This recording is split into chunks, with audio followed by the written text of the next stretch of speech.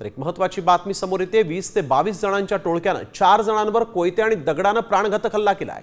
जुन्या वादातून हा हल्ला केल्याची माहिती समोर आलेली आहे। ही धक्कादायक घटना इचलकरंजी शहरातील जवाहरनगर परिसरात घडली आहे। या हल्ल्यामध्ये जखमी झालेल्या तिघांची प्रकृती गंभीर असल्याची माहिती आहे। या प्रकरणी पोलिसांनी 22 जणांना ताब्यात घेतलेलं आहे।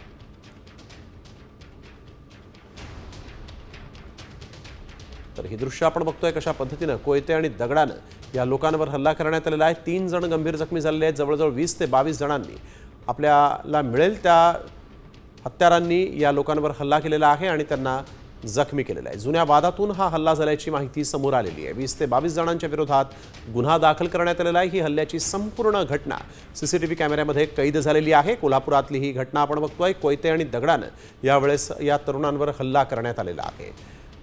जुन्या वादातून हा हल्ला झाला अशी माहिती ही समोर आलेली आहे। लाथा बुक्क्यांनी तुडवलेला आहे, तसंच काठ्या, कोयते आणि दगडानं ठेचून या लोकांना जखमी करण्यात आलेला आहे। 3 जण गंभीर जखमी झालेले आहेत, त्यांच्यावर रुग्णालयामध्ये उपचार सुरू आहेत। कोयते आणि दगडानं या तरुणांवर हा हल्ला करण्यात आलेला आहे।